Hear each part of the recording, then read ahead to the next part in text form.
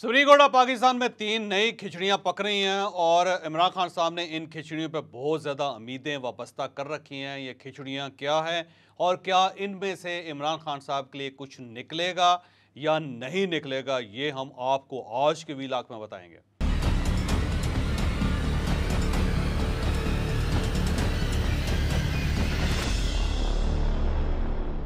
इमरान खान साहब ने अपनी सारी लीगल टीम को फारिग कर दिया है और उसकी जगह नई लीगल टीम बन रही है और इस टीम के अंदर अब एतजाज़ अहसन साहब होंगे और इनके साथ साथ लतीफ़ खोसा साहब होंगे। ये दोनों जो सीनियर वकला हैं, क्या इमरान खान साहब को रिलीफ देने में कामयाब हो सकेंगे, हम आपको आज के व्लॉग में ये भी बताएंगे। और chief justice of Pakistan Imran Khan साहब के झांसे में आ रहे हैं या नहीं आ रहे, ये भी हम आपको आज के व्लॉग में बताएंगे।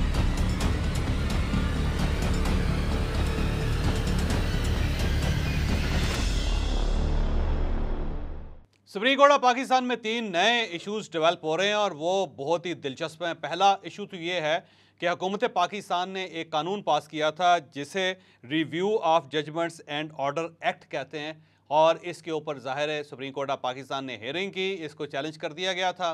और सुप्रीम कोर्ट ऑफ पाकिस्तान ने चीफ जस्टिस ऑफ पाकिस्तान ने इस पर समाअत करने के बाद इस पर फैसला महफूज कर लिया और अब ख्याल ये किया जा रहा है कि ये फैसला ईद से पहले पहले आ जाएगा बाहर और इस फैसले के बाद शायद मियां नवाज शरीफ साहब की वापसी जो मुमकिन ना रहे और जहांगीर तरीन साहब जो प्राइम मिनिस्टर बनना चाहते हैं शायद ये भी प्राइम मिनिस्टर ना बन सके, क्योंकि इन दोनों का जो सियासी मुस्तकबिल है वो इस बिल या इस एक्ट के साथ वाबस्ता है और अब चीफ जस्टिस ऑफ पाकिस्तान किसी वक्त भी इसका फैसला दे के इन दोनों सियासतदानों के जो सियासी सफ़र है उसको रोक सकते हैं।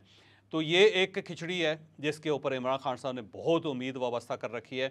दूसरी खिचड़ी चौधरी एतजाज़ अहसन साहब की तरफ से है। चौधरी एतजाज़ अहसन साहब ने सुप्रीम कोर्ट ऑफ पाकिस्तान में एक पटिशन की और उस पटिशन में उन्होंने ये दावा किया कि हुकूमत पाकिस्तान जो सिविलियन है पाकिस्तान के अंदर उनके मुकदमे आर्मी एक्ट के तहत स्पेशल कोर्ट्स में चलाना चाहती है और ये गैर कानूनी और गैर आइनी है और ये जो आइन का आर्टिकल 10 है उससे मुतसादम है, लिहाजा इसको फौरी तौर पर रोका जाए। और यहाँ पर दिलचस्प बात यह है कि चौधरी एतजाज़ अहसन जो पाकिस्तान के सबसे बड़े सबसे नामवर वकील हैं, इन्होंने इस इशू में लतीफ़ खोसा साहब को अपना वकील बनाया, लिहाजा लतीफ़ खोसा साहब एतजाज़ अहसन साहब की पटिशन को सुप्रीम कोर्ट ऑफ पाकिस्तान में हैंडल करेंगे। और इसके साथ साथ जस्टिस जवाद एस खाजा जो साबिक चीफ जस्टिस ऑफ पाकिस्तान है, उन्होंने भी एक पटिशन दायर कर दी है और उस पटिशन में भी उन्होंने ये प्ली ली कि सिविलियन के मुकदमात आर्मी कोर्ट्स में स्पेशल कोर्ट्स में नहीं चलने चाहिए, उन्हें स्पेशल कोर्ट्स के बजाय आम कोर्ट्स के अंदर रखा जाए और ये अगर कानून पास हो जाता है या इस कानून के ऊपर अमल हो जाता है तो फिर जो अदलिया की सुपरमेसी है वो ख़त्म हो जाएगी। तो ये एक तीसरी खिचड़ी है जो सुप्रीम कोर्ट ऑफ पाकिस्तान में पहुंची है और इमरान खान साहब अब इससे भी बहुत सी उम्मीदें वापस कर चुके हैं। इमरान खान साहब का ख्याल ये है कि अगर review of judgment and order act के ऊपर स्टे ऑर्डर जो है उसका फ़ैसला आ जाता है और सुप्रीम कोर्ट ऑफ पाकिस्तान इस बिल को उड़ा देती है, इसे इंसानी हकूक़ या आइन के मुसादम करार दे देती है, तो उसके बाद जो इनके दोनों बड़े हरीफ हैं वो कमज़ोर हो जाएंगे और अगला इलेक्शन इतनी जल्दी मुमकिन नहीं होगा, लिहाजा इमरान खान साहब और इनकी पार्टी बच जाएगी। दूसरा, अगर चौधरी एतजाज़ अहसन साहब की पटिशन को जस्टिस जवाद एस खाजा साहब की पटिशन के साथ मिला के इस पे एक लार्जर बेंच या फिर एक फुल कोर्ट बेंच बन जाता है तो फिर उसके ऊपर इमरान खान साहब के रिलीफ के चांसेस बहुत ज़्यादा हैं, क्योंकि जब पूरी सुप्रीम कोर्ट ऑफ पाकिस्तान बैठेगी तो 8 जजेस ऐसे हैं जिनके बारे में इमरान खान साहब का ख्याल है कि वो मुझे सपोर्ट करेंगे। जब वो 8 जजेस सपोर्ट करेंगे तो फिर जो बाकी जजेस हैं वो अक़लियत में चले जाएंगे और अक़लियत की वजह से और इस तरफ से एक्सटीरियत की वजह से इमरान खान साहब को फ़ायदा हो जाएगा। अब सवाल ये है कि क्या वाकई ये लार्जर बेंच या फुल कोर्ट बेंच बन जाएगा और क्या वाकई इमरान खान साहब की ख्वाहिशें पूरी हो जाएंगी, ये तो ज़ाहिर एक बहुत बड़ा सवाल है इस वक्त और $1 बिलियन का सवाल है जिसका जवाब देने की हम कोशिश कर रहे हैं। याद रखें कि chief justice of Pakistan Umar Ata Bandial साहब इस वक्त रिटायरमेंट के बहुत करीब है। चीफ जस्टिस साहब की पूरी कोशिश है कि वो किसी नई कंट्रोवर्सी में ना पड़ें और वो इज़्ज़त के साथ इस अपने जो ओहदा है उससे सुबकदोश होकर एक रिटायरमेंट की ज़िंदगी गुजारें, लिहाजा वो इस वक्त किसी ऐसे इशू में नहीं उलझना चाहते जिससे अदलिया के अंदर मज़ीद तकसीम हो सकती है या इनकी इज़्ज़त के ऊपर हरफ आ सकता है, तो ये पूरी अवॉइड करने की कोशिश कर रहे हैं। लेकिन यहाँ पे चौधरी एतजाज़ अहसन और लतीफ़ खोसा साहब की एक जो मूव है वो भी मैं आपके सामने रखते चलूँ। इमरान खान साहब एक दिन पहले लतीफ़ खोसा साहब के घर गए और उसकी वजह यह थी कि इमरान खान साहब चाहते थे कि लतीफ़ खोसा साहब इनके वकील बने और वो इन्हें डिफेंड करें। और लतीफ़ खोसा साहब ने ये मुतालबा किया था कि जब तक इमरान खान साहब मेरे घर नहीं आएंगे मैं इनके मुकदमात हैंडल करने के लिए तैयार नहीं हूँ, मैं इनके साथ नहीं चल सकता। तो इमरान खान साहब को बिल आखिर अपने घर से चल के इनके पास जाना पड़ा और लतीफ़ खोसा साहब बड़े खुशनसीब शख्स हैं, उन चंद खुशनसीब लोगों में शामिल हैं कि जिनके पास इमरान खान साहब खुद चल कर आए और अपनी घर से आए और लतीफ़ खोसा साहब ने ज़ाहिर इनको वार्मली वेलकम किया। उसके बाद कल चौधरी एतजाज़ हसन और लतीफ़ खोसा साहब दोनों मिलकर चीफ जस्टिस ऑफ पाकिस्तान के पास गए और चीफ जस्टिस ऑफ पाकिस्तान के साथ इन दोनों के बड़े पुराने ताल्लुकात हैं और ये दोनों बड़े सीनियर वकील हैं। लिहाजा चीफ जस्टिस ऑफ पाकिस्तान ने इनको वार्मली वेलकम किया और ये उनके चैम्बर में इनसे मिले और इन दोनों जो मुतालबा किया था वो चीफ जस्टिस से वो यही था कि इन दोनों पटिशन को टेकअप कर लें, क्योंकि सुप्रीम कोर्ट ऑफ पाकिस्तान की तरफ से इनके ऊपर एतराज़ात लगा के इन दरख्वास्तों को वापस कर दिया गया है। और ज़ाहिर है इस पर डायरी नंबर तो आ गया, लेकिन डायरी नंबर इतना इंपॉर्टेंट नहीं होता जितना इसके ऊपर जो पटिशन नंबर और जो अदालत की तरफ से बाकायदा उसको एक्सेप्ट करने का एक परवाना होता है वो इंपॉर्टेंट होता है। तो अब ये दोनों ये चाहते थे कि चीफ जस्टिस ऑफ पाकिस्तान ये मुतालबा तस्लीम कर लें और फौरी तौर पे इन दोनों पटिशन्स को इंटरटेन करके तो हुकूमत पाकिस्तान को बुलाए और हुकूमत के ख़ात्मे से पहले पहले इसके ऊपर फ़ैसला हो जाए।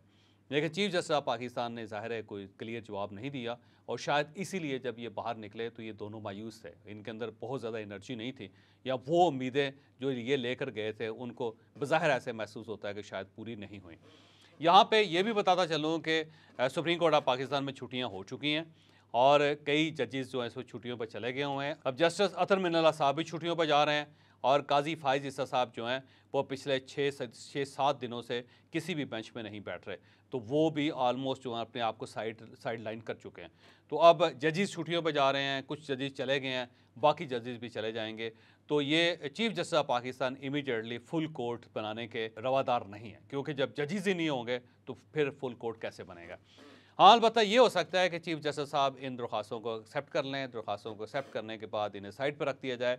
और इन दरख्वास्तों के ऊपर अगर कुछ समाअत होनी है तो चीफ जस्टिस ऑफ पाकिस्तान की मुद्दत ख़त्म होने के बाद हो या फिर हुकूमत पाकिस्तान के खात्मे के बाद इनके ऊपर इनको टेकअप कर लिया जाए। लेकिन फौरी तौर पे मुझे यूँ लगता है कि इमरान खान साहब या चौधरी एतजाज़ हसन साहब या लतीफ़ खोसा साहब की जो ख्वाहिश है वो पूरी शायद इतनी जल्दी ना हो, क्योंकि एक तो छुट्टियाँ हो चुकी हैं अदालत के अंदर, जजेस छुट्टियों पर जा चुके हैं, बाकी जा रहे हैं और कुछ 3-4-5 रह जाएंगे जजेस और इन जजेस का जब बेंच बनेगा तो फिर एक नई कंट्रोवर्सी क्रिएट होगी कि ये वही लाइक माइंडेड जजेस हैं जो पहले हामिद खान साहब के चैम्बर में काम करते रहे थे या चौधरी एतजाज़ हसन के साथी थे या लतीफ़ खोसा के साथ इन्होंने काम किया था। तो अब ये अगर उस बेंच में शामिल हैं तो फिर ये कॉन्फ्लिक्ट ऑफ इंटरेस्ट है, तो कॉन्फ्लिक्ट ऑफ इंटरेस्ट का वहाँ पर एक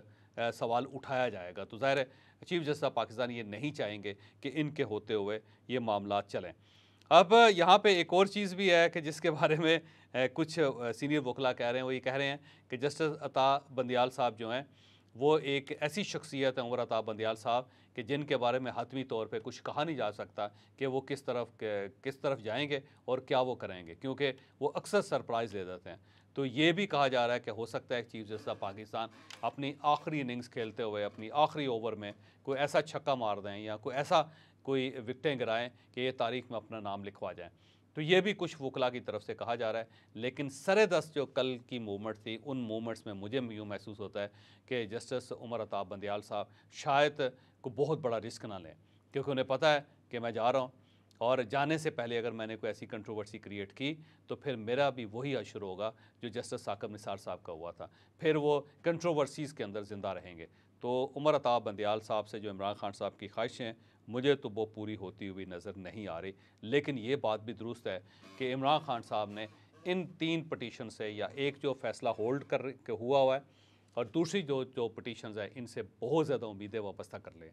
क्योंकि इमरान खान साहब का ख्याल ये है कि अदलिया में जो इनके दोस्त हैं, जो इनके बही खा हैं, जो इनसे हमदर्दी रखने वाले लोग हैं, वो अगर इस वक्त इमरान खान साहब को सपोर्ट कर दें और ये अगर वो मिलिट्री कोर्ट्स के ऑप्शन को वाइंड अप कर दें तो फिर इमरान खान साहब को बहुत फ़ायदा हो सकता है, क्योंकि इमरान खान साहब का केस फिर आम अदालतों में चलेगा और आम अदालतें तो इमरान खान साहब के ऊपर इतनी मेहरबान है कि जब ये अदालत के अंदर तशरीफ़ लाते हैं तो इन्हें उन केसेस के अंदर भी ज़मानत मिल जाती है जो अभी दर्ज ही नहीं हुए होते। तो इमरान खान साहब चाहते हैं कि ये अपनी मेहरबान अदलिया के साथ रहें, इन्हें ना मेहरबान अदलिया को फेस ना करना पड़े। तो इमरान खान साहब आखिरी जुआ खेल रहे हैं, आखिरी दाव लगा रहे हैं, लेकिन मेरी ज़ाती मालूमात के मुताबिक इमरान खान साहब का ये दाव कामयाब होता हुआ नज़र नहीं आ रहा।